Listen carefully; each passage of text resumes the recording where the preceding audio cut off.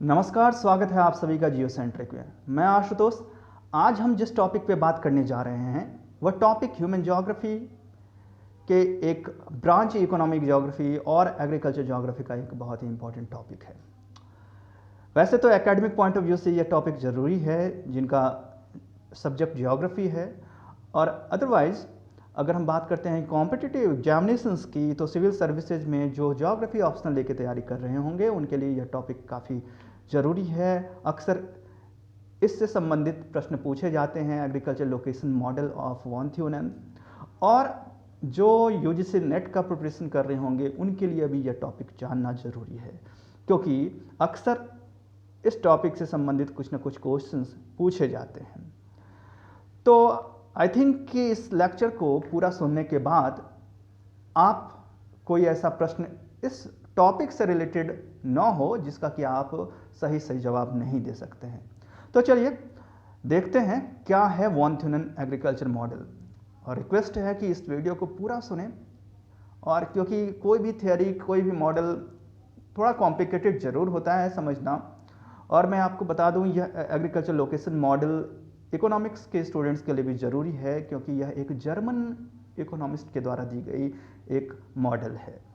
Like कि agriculture location model, similarly industrial location model, okay, जो weber का दिया हुआ है।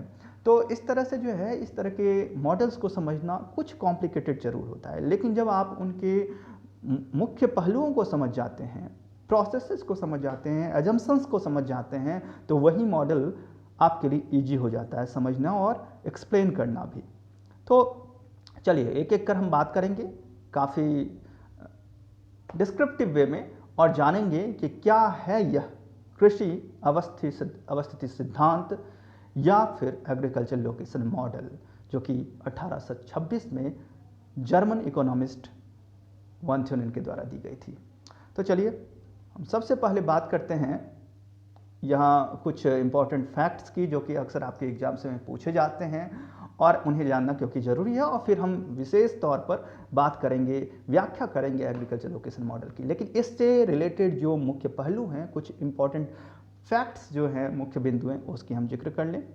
तो पहली बात, यह जो मॉडल है एग्रीकल्चर लोकेशन मॉडल, या फिर इसको कई बार एग्रीकल्चर लोकेशन थियरी भी कहा जाता है, कृषि अवस्थिति सिद्धांत या कृषि अवस्थिति मॉडल, ठीक है। तो यह जो है किसके द्वारा दी गई थी, यह आपको ध्यान में रखना है। यह मॉडल कृषि अवस्थिति सिद्धांत एग्रीकल्चर लोकेशन मॉडल और theory, it was given by a German scholar, okay, John Heinrich von Thunen. So Johann Heinrich von Thunen, and he was from which country? Germany. So he was a German scholar, Johann Heinrich von Thunen, और इसलिए इसको हम von Thunen model of agriculture location भी कहते हैं। Okay, next हम बात करते हैं वॉन थ्यूनेन। ओके, जैसा कि हमने कहा यह एक जर्मन इकोनॉमिस्ट थे, और संभवतः 18th सेंचुरी के लास्ट और 19th सेंचुरी के में से फर्स्ट हाफ में जो इनका ये टाइम पीरियड है, और इसी दौरान इन्होंने 1826 में यह थियरी भी प्रपोन की थी, ओके, एग्रीकल्चर लोकेशन मॉडल। और एक इससे विशेष जो है मिस इन्फॉर्मेशन जो आपके लिए ज़रूरी है जानना, जो कि यूजीसी नेट में भी पूछे जा सकते हैं, ओके, वह है कि यह agriculture location model von Thunen ने एक तो किस ईयर में दिया था, दैट इज़ वेरी क्लियर, 1826। एक बार मैं और बता दूँ, कई सारे आप मीन्स जो बुक्स होते हैं, खास करके जो कॉम्पिटिटिव एग्जाम लाइक कि यूजीसी नेट के गाइड में या फिर कुछ, तो कई बार आपको हो सकता है वहाँ पे मिसप्रिंट भी होता है या मिस्टेक्स, लाइक कि 1926 कई जगह दिया होगा। तो इसलिए आप माइंड में रखें, इसलिए मैंने टाइम पीरियड दिया है, उनके लाइफ का पीरियड दिया है जो कब से कब तक रहे हैं। तो 1926 तो पॉसिबल ही नहीं है, इसलिए जो है क्योंकि उनका टाइम पीरियड कब से 1783 टू 1850 तक है, और इसी बीच में इन्होंने 1826 में अपनी एक बुक, ओके, यह भी आप याद रखिए, उनकी एक बुक थी आइसोलेटेड स्टेट, और इसी आइसोलेटेड स्टेट में उन्होंने जो है इस थियरी को का जिक्र किया, ओके। इसलिए जब कभी भी आपसे पूछा जाए कि in which book, in which writing, okay, means von Thunen have discussed और elaborated the agriculture location model, then you have to answer that isolated state। तो आइसोलेटेड स्टेट वॉन थ्यूनन की एक 1826 में पब्लिश्ड एक बुक थी जिसमें कि इन्होंने एग्रीकल्चर लोकेशन मॉडल का जिक्र किया था। लेकिन मैं एक और चीज़ बता दूं, जो यह मॉडल उस टाइम इतना पॉपुलर नहीं हुआ था। यह model during the quantitative revolution 1960s में आकर फिर से इसका जब इंग्लिश ट्रांसलेशन किया गया इस बुक का, यह बुक जर्मन में लिखी गई थी, और फिर जब यह इंग्लिश ट्रांसलेशन किया गया इस बुक का, तब जाके इस मॉडल की पॉपुलैरिटी बढ़ी और यह मॉडल फिर ज्योग्राफी में और इकोनॉमिक्स में एक बहुत ही इंपॉर्टेंट मॉडल के तौर पर कोर्सेज में भी इंक्लूड किए गए और इस पे फिर फर्दर कई सारे रिसर्चेज भी हुए। ओके, उसके कई सारे ड्रॉबैक्स भी पता चले, तो वो हम बात करेंगे कौन कौन से मेजर ड्रॉबैक्स रहे हैं। लेकिन यहाँ तो यह आपके लिए, यहाँ देखिए 3 जो है मैंने आपको क्वेश्चंस इंपॉर्टेंट जो है आपके यूजीसी नेट के लिए भी और आपके मीन्स अगर ज्योग्राफी ऑप्शनल पेपर रखे हैं आप सिविल सर्विसेज में, पीएससी में, तो उसके लिए भी। पहली बात, यह सिद्धांत किसके द्वारा दी गई थी? एग्रीकल्चर लोकेशन मॉडल कृषि अवस्थिति सिद्धांत वॉन थ्यूनेन के द्वारा। दूसरी बात, वह एक जर्मन स्कॉलर थे जो कि 1826 में उन्होंने यह सिद्धांत दिया। एंड थर्ड जो इंपॉर्टेंट जो है आपका फैक्ट जो कि काफ़ी ज़रूरी है, जो किस बुक में यह सिद्धांत दी गई थी, तो इस सिद्धांत का, इस मॉडल का जिक्र किया गया था the isolated state. Okay, isolated means एक विलग क्षेत्र, तो एक विलग प्रदेश का जो आसपास के क्षेत्रों से जो है हट के हो, कटा हुआ हो, उसको हम आइसोलेटेड कहते हैं। तो ऐसे प्रदेश में दी आइसोलेटेड स्टेट नाम से उन्होंने बुक लिखी थी। नेक्स्ट चलिए देखते हैं क्या है important fact. This model is based on deterministic और नॉर्मेटिव अप्रोच। अब ये जानना जरूरी है। देखिए अमूमन क्या होता है, आपको टीचर्स बता देंगे हाँ ये एक डिटर्मिनिस्टिक अप्रोच पे बेस्ड था। ये क्वेश्चन यूजीसी नेट में पूछा भी गया है। ओके, कि वॉन थ्यूनेन का एग्रीकल्चर लोकेशन मॉडल किस अप्रोच पे बेस्ड था? Okay, which of the following approach means von Thunen agriculture model is based on which of the following approaches. और फिर उस टाइम आपको दिया जा सकता है possibilistic approach, deterministic approach, okay, new deterministic approach. तो इस तरह के कई सारे ऑप्शंस आपके सामने हो सकते हैं। ओके, तो उसमें आपको ये ध्यान में रखना है पहली बात कि ये डिटर्मिनिस्टिक अप्रोच पे बेस्ड थ्योरी है या फिर नॉर्मेटिव अप्रोच पे बेस्ड थ्योरी है। अब आपको ये थोड़ा मैं बता दूं ब्रीफ में कि वैसे ये बहुत बड़ा कॉन्सेप्ट है, ये डिटर्मिनिस्टिक अप्रोच क्या है। आप ज्योग्राफी में अक्सर पढ़ते होंगे, खासकर ज्योग्राफिकल थॉट में या ह्यूमन ज्योग्राफी में, मैन इन्वायरमेंट रिलेशनशिप। ओके, जो मनुष्य और प्रकृति का संबंध है, उसके तरह तरह के जो है आपके फिलॉसफी उसको लेकर दिए गए हैं। तो 3 जो मेजर पैराडाइम्स रहे हैं रिगार्डिंग मैन इन्वायरमेंट रिलेशनशिप, मैं आपको बता दूं, जो यह 19th सेंचुरी में यह एक कॉन्सेप्ट मीन्स एक पैराडाइम्स जो शिफ्ट हुआ ज्योग्राफी में, जिसमें कि ज्योग्राफिकल स्टडी में मैन इन्वायरमेंट रिलेशनशिप को ज़्यादा फोकस किया गया। ओके, तो इसलिए उस टाइम जो है ज्योग्राफी को डिफाइन भी उस तरह से किया जाता है that geography is a subject which deals with the study of man environment relationship. उससे पहले तक ज्योग्राफी की डिस्क्रिप्टिव जो है सब्जेक्ट थी, जो कि डिस्क्रिप्टिव जो है मीन्स अर्थ सरफेस के फेनोमिना का एक डिस्क्रिप्टिव स्टडी करने वाली सब्जेक्ट थी। लेकिन यहाँ के 19th सेंचुरी में यह जो है कहीं ना कहीं मैन इन्वायरमेंट रिलेशनशिप की तरफ ये, और जो है मीन्स हम कह सकते हैं लेट 18th सेंचुरी में भी जो शिफ्ट की, और उस टाइम में फिर हमबोल्ट, रीटर, रेडजेल, इनका कंट्रीब्यूशन ज्योग्राफी में जो है उभर कर सामने आया, वाइडर डी लाब्लाश। तो इन यहाँ जो थी 3 तरह की शिफ्ट, एक जो डिटर्मिनिस्टिक, ओके, डिटर्मिनिज्म जिसको कि हम कहते हैं नियतिवाद। दूसरा एक शिफ्ट था जो फ्रेंच स्कूल ऑफ ज्योग्राफी की तरफ से जो है मीन्स आप कह सकते हैं वो इंक्लाइंड थी किस फिलॉसफी में? पॉसिबिलिज्म। ओके, जो कि वाइडर डी लाब्लास जिसके प्रवर्तक कहे जाते हैं, और डिटर्मिनिज्म के हमबोल्ट एंड रीटर। ओके, जो कि फादर ऑफ मॉडर्न ज्योग्राफी भी कहलाते हैं, Humboldt and रीटर। And Humboldt and रीटर किस कंट्री से बिलोंग करते थे? वो जर्मन स्कॉलर थे। ठीक है ना। तो यहाँ पे जर्मन स्कूल ऑफ ज्योग्राफी का काफ़ी कंट्रीब्यूशन था, मॉडर्न ज्योग्राफी में काफ़ी कंट्रीब्यूशन है। और उसके तो उन्होंने डिटर्मिनिस्टिक अप्रोच डिटर्मिनिज्म को दिया, देन पॉसिबिलिज्म को वाइडर डी लाब्लास के नेतृत्व में जो है फ्रांस में जो है इसका डेवलपमेंट हुआ। ओके, ल्यूसियन फैब्रे, आप याद रखिएगा, ल्यूसियन फैब्रे ने पॉसिबिलिज्म टर्म को क्वाइन किया था first time. Means the term possibilism in geography was first used by Lucien Febvre. Okay, लेकिन इसका डिटेल में जो है इसका मत किसने दिया और इस कॉन्सेप्ट का प्रवर्तक कौन कहलाता है? Okay, Vidal de la Blache. तो और उसके बाद इन दोनों के बीच का जो है एक लिंकेजेस एस्टैब्लिश करने में ग्रिफिथ टेलर का यूज रहा, काफ़ी इंपॉर्टेंस रहा, जो कि नियो डिटर्मिनिज्म, नवनियतिवाद के प्रवर्तक माने जाते हैं। तो यहाँ पे कई सारे मैंने जो है ऑब्जेक्टिव्स आपको बता दिया। ओके, तो मैं अब यहाँ पे बताता हूँ जो ये डिटर्मिनिस्टिक अप्रोच क्या है। Determinism means okay where your believe is just concentrated at a point. Suppose, for an example, in environmental determinism. So, environmental determinism says that man and their activities are totally controlled by the nature. Okay, means all activities are controlled by the nature. कहने का तात्पर्य है जो मनुष्य जो है वो प्रकृति का गुलाम है, एक शब्द में अगर कहूं तो, that man is the servant of the nature. यह जो है स्टेटमेंट दिखाता है, जो यह एक डिटर्मिनिस्टिक अप्रोच मीन्स स्टेटमेंट है, अप्रोच है, क्योंकि यहाँ पे एक बिंदु पे जो है आपका मत कॉन्सेंट्रेटेड है और उससे आप कहीं भी उसमें और कोई संभावना नहीं है, जो नहीं मनुष्य के सारे क्रियाकलापों को प्रकृति जो है वो कंट्रोल नहीं करती है, बल्कि मनुष्य भी, मानव भी अपने स्किल, अपने टेक्नोलॉजी के बेसिस पे नेचर को मॉडिफाई करने में सक्षम है। ठीक है, इसकी कोई संभावना डिटर्मिनिज्म में, नियतिवाद में नहीं है। ठीक है ना, तो नियतिवाद इसलिए यानी कि आप की जो क्रियाकलाप है, एक्टिविटीज है, वो किसी पर्टिकुलर नियति पे बेस्ड है। ठीक है, यानी कि हम मान लेते हैं जो कोई एक सुप्रीम पावर है जो कि हमें कंट्रोल कर रहा है।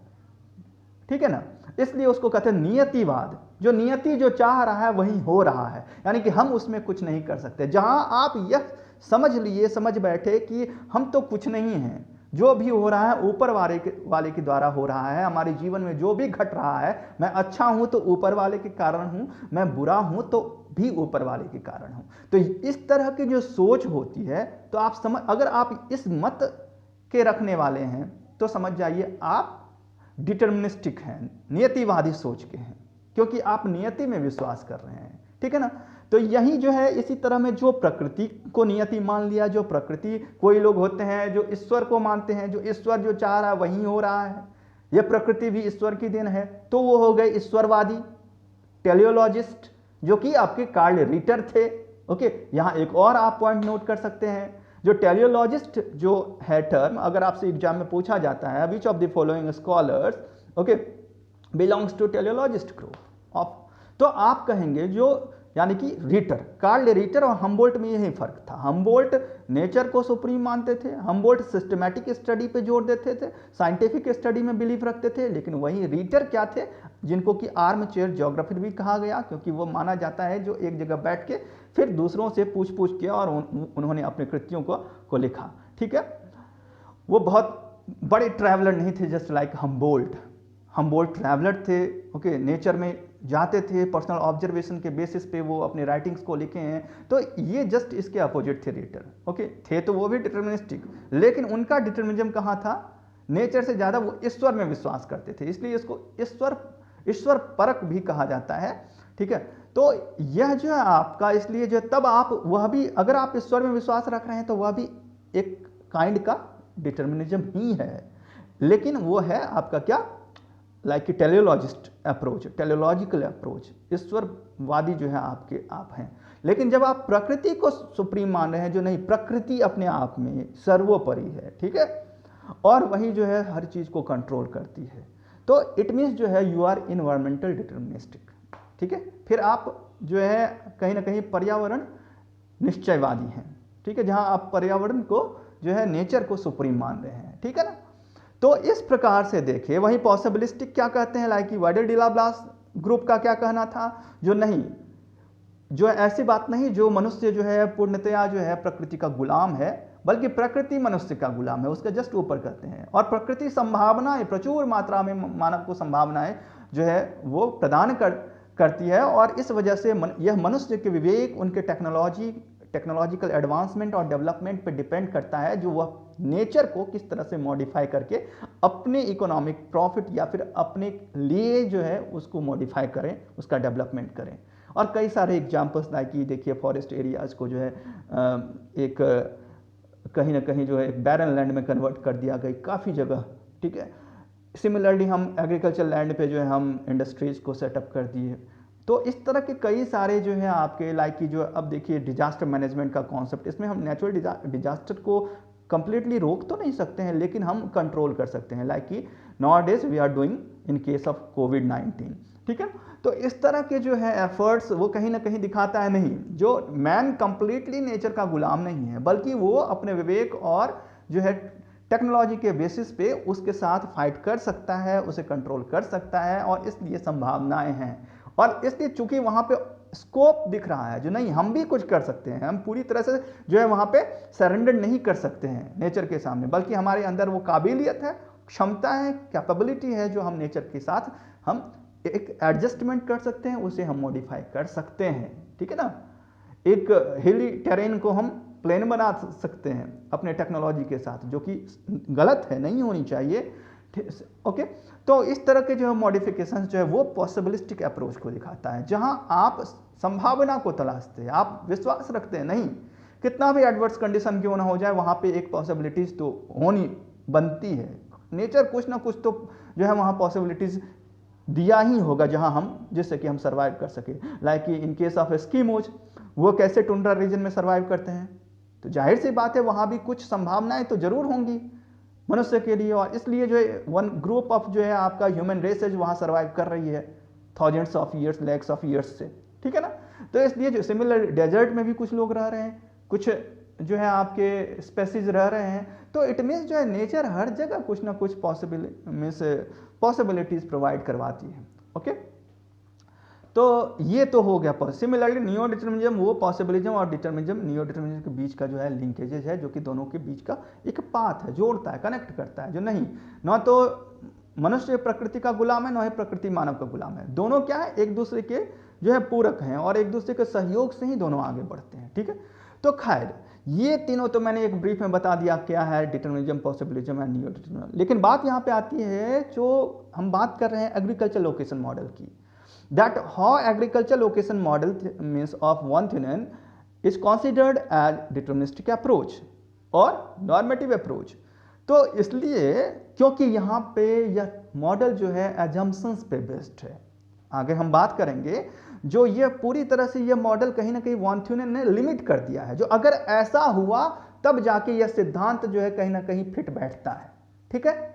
अगर इस तरह के कंडीशंस जो है प्रोवाइडेड हुए, इस तरह के कंडीशंस मिलते हैं, तब जाके ऐसा होगा, एग्रीकल्चर का लोकेशन ऐसा होगा, एग्रीकल्चर का पैटर्न ऐसा होगा।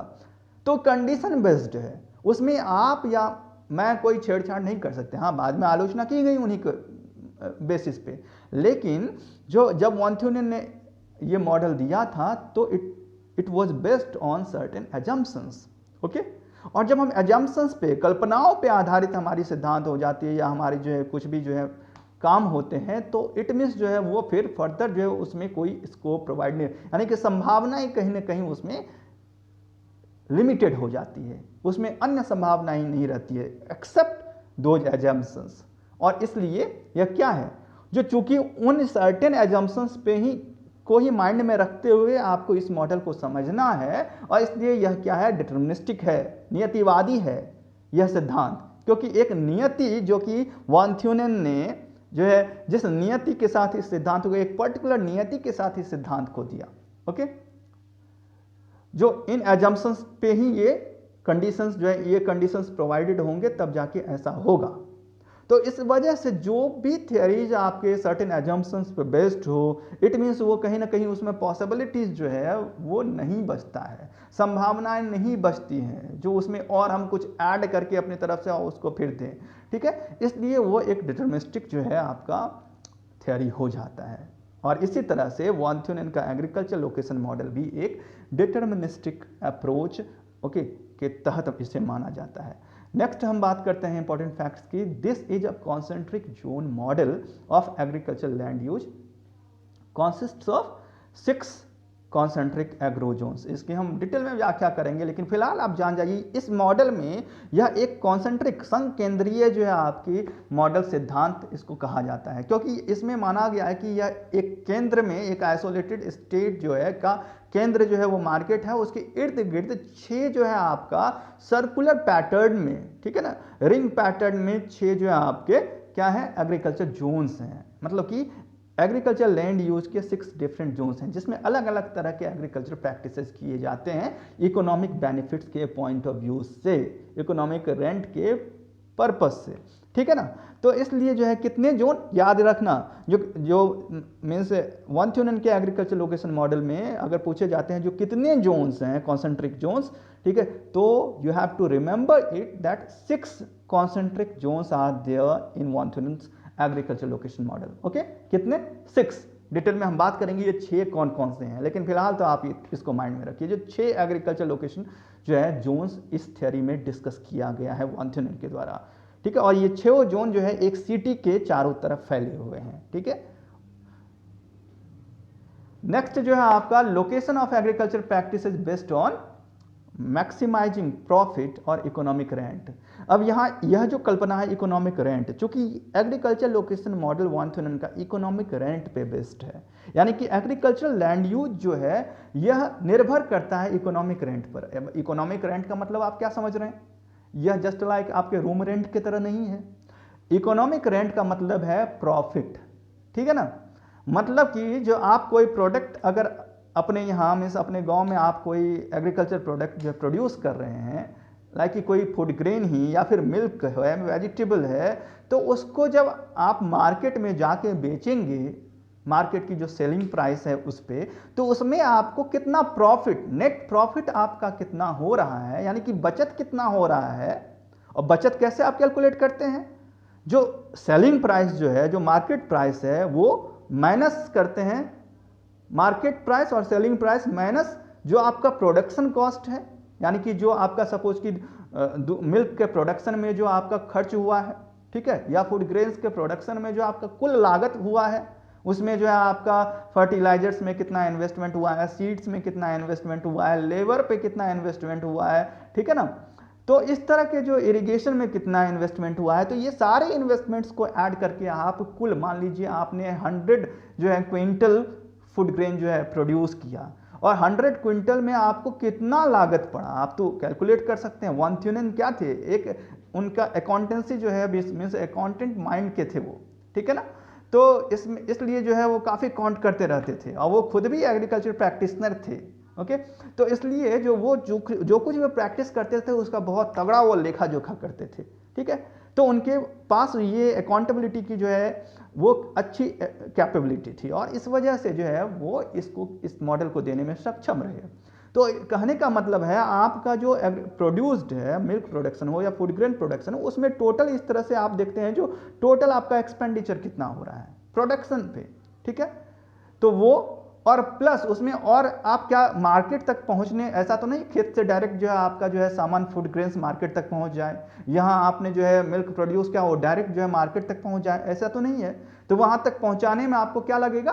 ट्रांसपोर्टेशन कॉस्ट, ओके, तो वह भी तो ऐड होगा आपके एक्सपेंडिचर में। तो एक तो production cost plus transportation cost, दोनों को मिला के ये टोटल आपका एक्सपेंडिचर कॉस्ट हो जाता है ऑन योर प्रोडक्शन। और फिर इसको माइनस करते हैं किससे? जो मार्केट मूल्य है, बाजार में जो कीमत है उस सामान की, उससे आप उसको माइनस कर देते हैं। तब जो बचता है आपका वो क्या होता है? आपका नेट प्रॉफिट होता है, ठीक है ना। तो नेट प्रॉफिट जो है वही आपका इकोनॉमिक रेंट कहलाता है किसी भी प्रोडक्शन के सेंस में। तो आई थिंक जो आप समझ गए होंगे। और इसलिए जब आप मार्केट के पास रहते हैं, मार्केट के पास आपका घर है और वहाँ कुछ आप प्रोड्यूस कर रहे हैं, वेजिटेबल हो या मिल्क हो, तो आपको बाजार जाने में सहूलियत होती है, तुरंत आप पहुँच जाते हैं। तो वहाँ क्या होगा? ट्रांसपोर्टेशन कॉस्ट आपका कम होगा, ठीक है ना। वहीं धीरे धीरे जैसे आप बाजार से दूर आप उन चीज़ों को आप लगाते हैं, प्रोड्यूस करते हैं। मान लीजिए बाजार के पास कोई एक किसान है, वहाँ वो सब्जी जो है उगा रहा है और उसको जाके वो बाजार में बेच रहा है, तो जाहिर सी बात है और उसका प्रोडक्शन कॉस्ट मान लीजिए जो है वो 100 जो है केजी वेजिटेबल्स पे जो है उसका प्रोडक्शन कॉस्ट मान लीजिए आपका 5000 लग रहा है। ट्रांसपोर्टेशन कॉस्ट उसका सपोज कि लगा 100 रुपीज़ ओनली, ठीक है। तो कितना हो गया? 5100 रुपीज़ उसका जो है टोटल हो गया कॉस्ट। और मार्केट में उतने ही टोटल वेजिटेबल का जो आपका जो प्राइस है वो है 10,000, ठीक है। तो इस तरह से आप 10,000 माइनस 5100 माइनस कर दीजिए, वो आपका क्या हो गया? इकोनॉमिक रेंट, ठीक है, उस फार्मर के लिए, उस एरिया के लिए, मार्केट के पास जो है। सिमिलरली वहां से 3 किलोमीटर दूर एक और फार्मर है, मार्केट से 3 किलोमीटर दूर एक और फार्मर है, और वह भी सेम चीज वेजिटेबल्स प्रोड्यूस कर रहा है। प्रोडक्शन कॉस्ट उसका भी उतना ही पड़ा, 5,000 रुपया, ठीक है, 100 केजी जो है आपका वेजिटेबल पर, 100 केजी वेजिटेबल पर 5,000 प्रोडक्शन कॉस्ट उसका भी लगा। लेकिन ट्रांसपोर्टेशन कॉस्ट क्या होगा, उसका बढ़ जाएगा, क्योंकि वो 3 kilometre 4 kilometre away from the market है। और इसलिए सपोज कि उस केस में जो मार्केट के पास था उसको 100 रुपीज लगा था ट्रांसपोर्टेशन कॉस्ट, और इसको मान के चलिए आपका क्या होगा 700 रुपीज या 500 रुपीज ट्रांसपोर्टेशन कॉस्ट इसको लग जाएगा। तो क्या हुआ, इसका टोटल एक्सपेंडिचर में 400 एक्स्ट्रा लग रहा है इसको, in comparison to that farmer which is near to the centre और मार्केट। तो इसलिए इकोनॉमिक रेंट इसका क्या होगा, प्रॉफिट। और मार्केट में कमोडिटी का प्राइस सेम है, इसके लिए भी उसके लिए भी, तो क्या होगा, प्रॉफिट किसको कम होगा, जो 3 किलोमीटर दूर जो है आपका बैठा किसान है उसको प्रॉफिट कम होगा। तो इट मीन्स इसको उसको इकोनॉमिक रेंट कम हुआ। और इसलिए यह जो थियोरी है लोकेशन ऑफ एग्रीकल्चर प्रैक्टिसेस कहा गया है इसमें, जो वो एग्रीकल्चर जो प्रैक्टिसेस का लोकेशन है, जो कौन सा मीन्स एक्टिविटीज, एग्रीकल्चर एक्टिविटीज कहाँ किया जाएगा, मार्केट से कितने दूरी पर किया जाएगा, तो ये है बेस्ड है मैक्सिमाइजिंग प्रॉफिट पे। जो उसी प्रोडक्ट को हम मार्केट के पास अगर तैयार करते हैं, प्रोड्यूस करते हैं, तो उसमें प्रॉफिट अगर ज़्यादा होता है तो हम वहाँ करेंगे, ठीक है ना। और जैसे जैसे हम, जैसे कि इस केस में बताया आपको, वेजिटेबल के केस में आपने क्या पाया, दूर हटे तो प्रॉफिट कम हो गया। तो इट मीन्स ये सिंपल सा फॉर्मूला है agriculture location theory of one Thünen में, जो आपका जो सेंटर में मार्केट है उससे जैसे जैसे दूर हटते चले जाएंगे, दूर जाते चले जाएंगे, जो इकोनॉमिक रेंट है मीन्स एग्रीकल्चर प्रोडक्शन का जो प्रॉफिट है पर यूनिट प्रोडक्शन पे प्रॉफिट, वो आपका कम होता चला जाएगा, ठीक है ना। तो इस तरह से जो आप कह सकते हैं दैट इकोनॉमिक रेंट और agriculture profit per unit of agriculture production is what inversely proportional to the distance from the market, ठीक है ना। यानी कि जैसे जैसे मार्केट के से दूरी बढ़ती चली जाएगी, इकोनॉमिक रेंट घटता चला जाएगा। यही जो है आपका इसलिए हम कहें इनवर्सली प्रोपोर्शनल, एक दूसरे के जो विपरीत जो है, यह जो है अनुपाती है ये। तो चलिए, यह तो हुआ जो आपका कुछ मैंने बताया इकोनॉमिक रेंट को लेकर। नेक्स्ट जो है आपका, इसलिए मैंने यहाँ पे पहले ही आपको बता दिया, economic rent is equal to, कैसे आप कैलकुलेट करेंगे इकोनॉमिक रेंट को, और समझना बहुत जरूरी है, क्योंकि लोग कंफ्यूज होते हैं ये है क्या इकोनॉमिक रेंट, ठीक है ना। तो मैं सिंपली बता दिया, it just refers to the profit, okay, per unit of agriculture production, बस दिमाग में आपको इतना रखना है।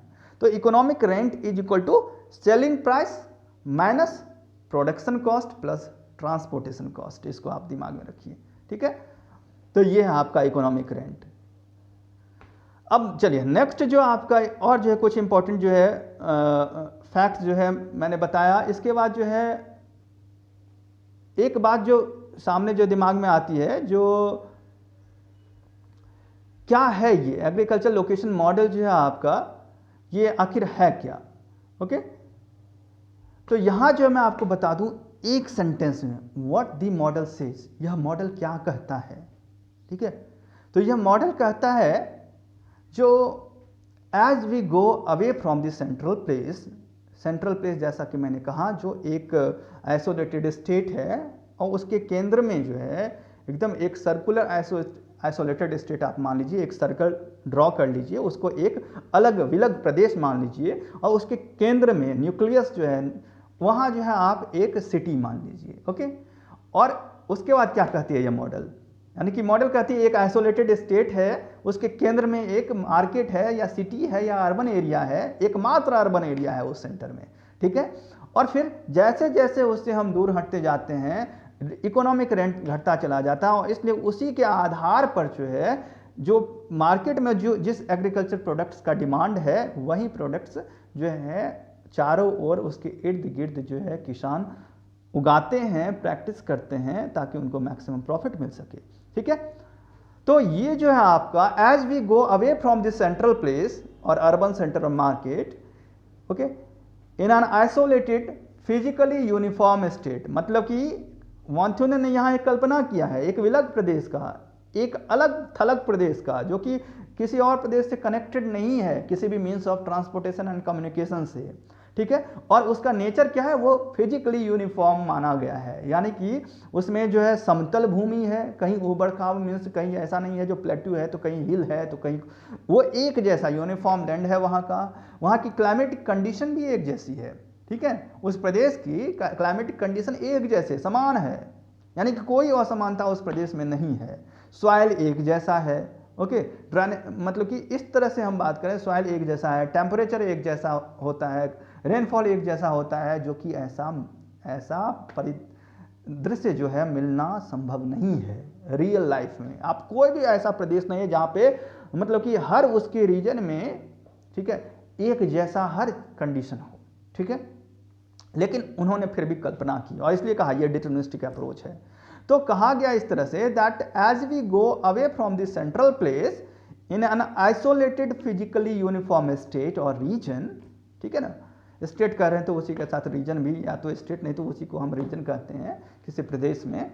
व्हाट हैपन्स देन, जैसे जैसे हम अभी जा रहे हैं उस सेंटर से दूर होते जा रहे हैं, एक आइसोलेटेड स्टेट में जिसके केंद्र में एक सेंटर है, मार्केट है, ठीक है। और आइसोलेटेड स्टेट का नेचर कैसा है, वो यूनिफॉर्म है, क्लाइमेट के सेंस में भी, सॉइल के सेंस में भी, ठीक है ना। तो उसमें, उस केस में, उस कंडीशन में जैसे जैसे हम उस केंद्र से, मार्केट से दूर हटते चले जाते हैं, क्या होता है, इकोनॉमिक रेंट, और with in bracket I have mentioned their profit, okay. So economic rent of agriculture productions, जो एग्रीकल्चर प्रोडक्शंस हो रहे हैं, जैसे जैसे हम दूर हटते जा रहे हैं, तो उनके जो इकोनॉमिक रेंट हैं, यानी कि उनसे जो जारी होने वाले फायदे हैं किसानों को, ओके, डिक्रीजेस, क्या होता है, वो घटता चला जाता है। क्यों? Because of the increasing what, transportation cost, okay. क्योंकि मैंने पहले ही बताया, जो यह भी एक एजम्पशन है, जो पूरे क्षेत्र में प्रोडक्शन कॉस्ट किसी एक क्रॉप का, सपोज कि राइस की बात करें, तो पूरे क्षेत्र में, उस पूरे आइसोलेटेड स्टेट में राइस का पर यूनिट प्रोडक्शन जो है कॉस्ट सेम होगा, जो कि यह भी मान्य नहीं है, ठीक है ना। एक जैसा नहीं हो सकता है प्रोडक्शन कॉस्ट। हो सकता है 10 किसान जो है धान की खेती करें, राइस कल्टीवेशन करें, प्रैक्टिसेस करें, तो ऐसा नहीं है जो 10 का इक्वल प्रोडक्शन कॉस्ट आएगा, कुछ तो वेरी करेगा, ठीक है ना। तो लेकिन वहां पे वांथ्योनेन ने कोई स्कोप नहीं छोड़ा, जो उनका कहना था नहीं, वेरी कुछ नहीं करेगा, एक जैसा प्रोडक्शन कॉस्ट होगा, ठीक है ना। लेकिन केवल अंतर किस में होगा, ट्रांसपोर्टेशन कॉस्ट में, ठीक है ना। और जैसे जैसे हम दूर हटते चले जाएंगे, ट्रांसपोर्टेशन कॉस्ट बढ़ता चला जाएगा, यानी कि मार्केट से जैसे जैसे दूरी बढ़ेगी, डिस्टेंस बढ़ेगा, ट्रांसपोर्टेशन कॉस्ट बढ़ेगा। और वहाँ भी उन्होंने फिर वेट को कंसिडर नहीं किया है, जो वेट बढ़ेगा अगर प्रोडक्ट का, कमोडिटी, तो फिर ट्रांसपोर्टेशन कॉस्ट बढ़ेगा, बस डिस्टेंस कम है की बात किया है, तो ठीक है। तो इसलिए जैसे जैसे डिस्टेंस बढ़ेगा मार्केट से, तो क्या होगा, according to agriculture location model, that economic rent will be, okay, in decreasing mode, okay. तो यही है एग्रीकल्चर लोकेशन मॉडल, एकदम एक पैराग्राफ में, और आप रेयरली इस एक पैराग्राफ में इस मॉडल को डिफाइन कर सकते हैं। बट मैंने आपके लिए यह एक डेफिनेशन आप कह लीजिए, या फिर एक कॉन्सेप्ट, एक brief concept regarding the agriculture location model आपके सामने प्रस्तुत कर रहा हूं, जो कि रेयरली आप इस एक छोटे से 4 लाइंस की जो है पैराग्राफ में आप समझ सकते हैं जिसको, ठीक है। तो एक बार फिर से हम बात कर लेते हैं, that what the model says, agriculture location model says, और इसको जब आप माइंड में रखेंगे तो आप कभी भी नहीं भूलेंगे एग्रीकल्चर लोकेशन मॉडल के बारे में, okay. That as we go away from the central place, okay, in an isolated physically uniform state और रीजन, यानी कि एक अलग थलग, एक विलग प्रदेश में, ठीक है, एक जो उसके केंद्रीय भाग में जो एक सेंटर, एक मार्केट प्लेस है, हम जैसे जैसे उससे दूर हटते चले जाते हैं, ठीक है ना। तो एग्रीकल्चर प्रोडक्शंस का जो इकोनॉमिक रेंट है, आर्थिक मीन्स किराया है या फिर प्रॉफिट जो है एग्रीकल्चर प्रोडक्शंस का है, वह जो है वो प्रॉफिट घटता चला जाता है, क्योंकि जो है ट्रांसपोर्टेशन कॉस्ट बढ़ने के कारण, ठीक है। तो ये जो है आपका एग्रीकल्चर लोकेशन मॉडल का जो एक सेंटेंस में जो है आपका डेफिनेशन है, मीनिंग है, जिसको कि आप नोट कर सकते हैं और माइंड में रख सकते हैं, okay. Now we will move to the assumptions of the model, जो कौन कौन से एजम्पशंस हैं और फिर उस पे बेस्ड जो हम मॉडल की बात करेंगे, जो उन एजम्पशंस पे बेस्ड किस तरह से इकोनॉमिक रेंट को कैलकुलेट किया जाता है, ठीक है। फिर जो एक ब्रीफ मैंने वैसे मैं बता दिया जो किस तरह से इकोनॉमिक रेंट को काउंट किया जाता है, लेकिन फिर उसके बेसिस पे कैसे ये जो 6 कॉन्सेंट्रिक जोन्स मैंने बताया ये किस तरह से फॉर्म किया जाता है, ठीक है, किस तरह से इन जोन्स को ड्रॉ कर सकते हैं, डिमार्केट कर सकते हैं या वॉन थ्योनेन ने किया, इन सभी के बारे में हम जिक्र करेंगे। उनका मॉडिफाइड वर्जन जो फिर जो है उसे जो इम्प्रूव किया गया उसके बारे में बात करेंगे। और फिर हम जो डायग्रामेटिक रिप्रेजेंटेशन के थ्रू हम देखेंगे क्या है एग्रीकल्चर लोकेशन मॉडल और 6 डिफरेंट जोन्स कौन कौन से हैं, वह भी आपके लिए एग्जामिनेशन पॉइंट ऑफ व्यू के लिए जरूरी है। जो फर्स्ट जोन कौन सा है, सेकंड जोन कौन सा है, क्योंकि अमूमन पूछ दिया जाता है। ओके, जो वॉन थ्योनेन एग्रीकल्चर लोकेशन मॉडल में थर्ड जोन रेफर्स टू, तब आपके माइंड में होनी चाहिए हर जोन के लिए कौन सा जोन क्या है, किस तरह का प्रोडक्शन वहाँ किया जाता है। Okay, so which zone is characterised with which means features. तो ये जो सभी नॉलेज आपको होनी चाहिए इस थ्योरी से रिगार्डिंग। मैंने पहले ही कहा था ये थोड़ा कॉम्प्लिकेटेड है, लेकिन मैं कोशिश कर रहा हूँ जो इजी वे में इसको मैं आपके माइंड में डाल दूँ, इंजेक्ट कर दूँ, ताकि आप कभी इसको भूलें नहीं। ओके, तो चलिए हम जस्ट नेक्स्ट वीडियो में हम बात करेंगे about the assumptions of okay agriculture location model of von Thunen, and we will also discuss in detail about the locational model with the help of diagrams, and we will go to the criticism of the theory और concept। Okay, तो बने रहिए और next video जरूर से आप देखिए इसका, क्योंकि फिर वो अधूरा रह जाएगा। ओके, तो हम नेक्स्ट वीडियो में इसकी हम बात करते हैं।